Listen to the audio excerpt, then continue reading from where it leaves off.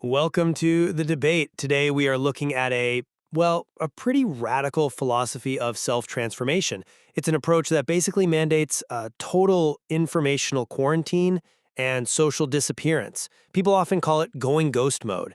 And this whole methodology demands you systemically cut out external influence to focus purely on profound personal re-engineering. Yeah, it's demanding a level of, let's say, asceticism you rarely see outside maybe a monastery. So the central question we really need to grapple with is this. Does this extreme social isolation, this total secrecy, does it truly provide the optimal conditions for maximum personal change?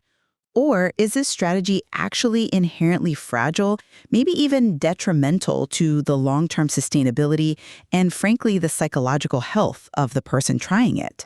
Right. And I'm taking the position that, yes, radical disappearance is actually a necessary prerequisite. I'd argue it's a uniquely powerful method for achieving, unparalleled transformation. Societal inertia, external expectations, they aren't just distractions. They are constraints that actively prevent you from realizing your highest potential. Okay.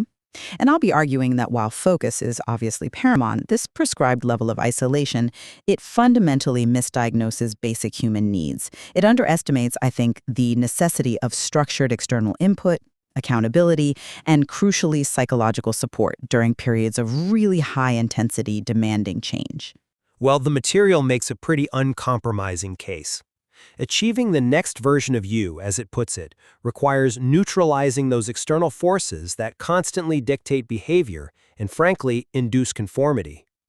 Transformation, it argues, is optimized when you become entirely unavailable, when you move in the shadows. And this isn't just about hiding your progress, it's really about protecting this nascent self from just dissipating. The core instruction to maintain absolute silence about your goals, it's presented as a necessary defense mechanism against that pervasive societal pressure to seek validation. Success then lies in severing that social tether, effectively killing the side of you that cares what others think. See, I think that framework just misunderstands human dynamics. Sure, focus is critical, but the level of secrecy and isolation being pushed here runs directly counter to some really deeply embedded human survival instincts. I mean, the material itself acknowledges that the natural, almost coded impulses to spill information and seek connection, that behavior exists for a reason, right? Social integration, sharing information, these are fundamental to the survival and advancement of our species. To fight against that mechanism with such absolute vigilance, well, it risks introducing far more psychological drag than any benefit you might get from the isolation itself. But that mechanism, that need for connection and spilling information, is precisely the enemy of singular disciplined ambition. That drive for external validation, it turns people into, as the source says, a puppet of others. Secrecy, on the other hand, grants a powerful psychological advantage. Freedom from accountability to anyone but yourself. This ensures that when the transformation is complete, when the individual is genuinely, unrecognizable, they possess an internal resilience that just makes external opinion irrelevant. This radical internal metric, that's the key to self-sovereignty. Okay, but my concern really centers on the sustainability of that self-sovereignty. You're arguing essentially for replacing dependence on the opinions of many with a dependence on a single idealized internal projection, which sounds a lot like intense self-obsession. We need to analyze the health of this so-called cheat. Is this truly independence, or is it just exchanging the judgment of society for an impossible, maybe unforgiving internal critic? The goal is control over one's life, sure, but the method demands a kind of rigorous psychological suppression, forcing yourself to, quote, love the pain and find happiness solely in sustained high-intensity effort. That level of self-imposed psychological rigidity, it sounds like a recipe for catastrophic burnout to me. The distinction, though, I think, is that the internal projection isn't random. It's guided by rigorously defined goals and performance metrics. This creates an intense dedication that external noise simply fractures. And let's look at the strategic elements of information control. This philosophy insists on remaining a mystery to everyone, not out of spite, but as, let's say, an advanced form of vulnerability management. Right, but that emphasis on mystery leads directly to that rule about hiding plans.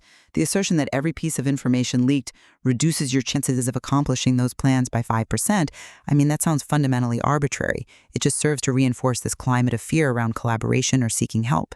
If I'm pursuing a complex, ambitious goal, say, building a business or mastering a technical skill, effective transformation often requires precise, informed, and yes, sometimes sustained external critique.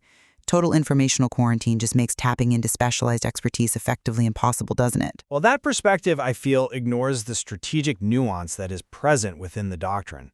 This isn't advocating for ignorance. It's advocating for surgical knowledge acquisition.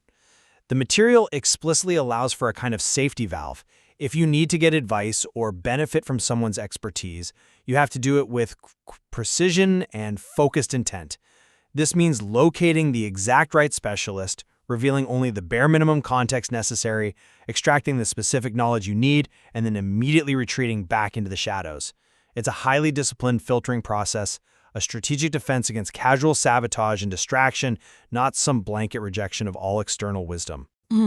I just find that claim of surgical interaction practically questionable, especially for goals that need long-term mentorship or, iterative feedback.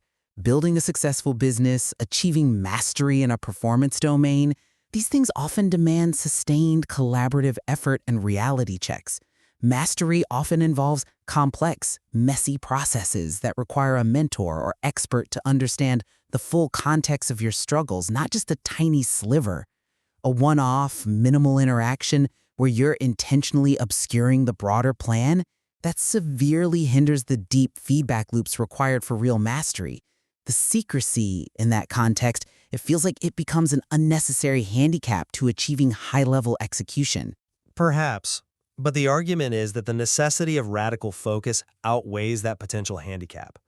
The power of this philosophy, it's argued, is derived from the solitary management of failure. The source stresses this imperative to hide tears, blood, failures, dealing with those rock-bottom moments entirely in the shadows. This solitary endurance, they argue, that is the crucible that forges real strength and character, catapulting performance levels beyond what standard approaches can achieve. This willingness to embrace, even anticipate, that solitary pain, that's presented as the ultimate fuel for mental fortitude, for achieving true beast mode. Okay, but I have to challenge the immense psychological cost that seems inherent in that method. Yes, confronting pain builds character, we all know that. But suppressing the natural coded instinct to seek comfort or share difficulty to, go complain about it to a close friend or get some comfort from family, that introduces massive risk. Psychological research consistently shows that isolation is a stress multiplier. When transformation inevitably involves intense mental fatigue or physical pain, handling every single setback entirely alone dramatically increases the chance of burnout or even a complete psychological collapse. The irony here is that the very high ambition you're trying to protect through isolation could be utterly jeopardized by a major mid-transformation failure, especially with no external support structure to prevent a complete slide back to square one. The high risk, though, is inseparable from the profound reward, the level of transformation outlined here becoming fundamentally unrecognizable. It demands a break from the norms of comfort and reliance on social safety nets. The ultimate measure of success is internal, achieving a state where you become, quote, one with the shadow, finding a calming peace through perpetual intense self-reliance.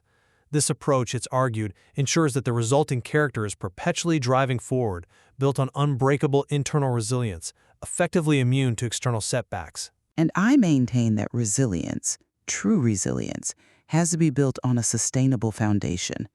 While intense focus and radical self-discipline are undoubtedly essential, confusing necessary self-discipline with psychological isolation, well, that undermines the entire effort.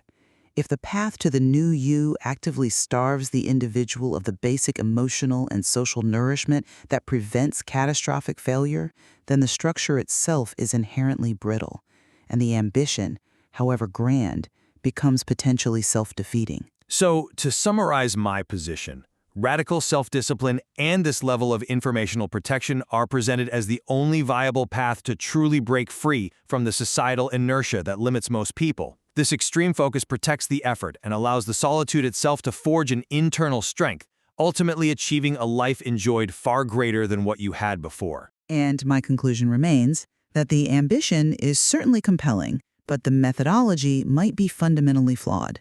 While strategic secrecy can, perhaps, reduce distraction, the mandated elimination of the very social structures necessary for support, psychological resilience, and sustained high-level feedback that may undermine the very success it seeks to create. It potentially confuses a genuine pursuit of self-mastery with something closer to psychological self-denial. The material definitely establishes a powerful tension, doesn't it, between the need for fierce internal motivation and the inherent social dynamics of complex human achievement. Absolutely. It really leaves the thoughtful listener to weigh the ultimate efficacy of radical disappearance against the measurable and potentially very high costs of total isolation in the pursuit of transformation. There's certainly a deep philosophical question here regarding the true price of greatness.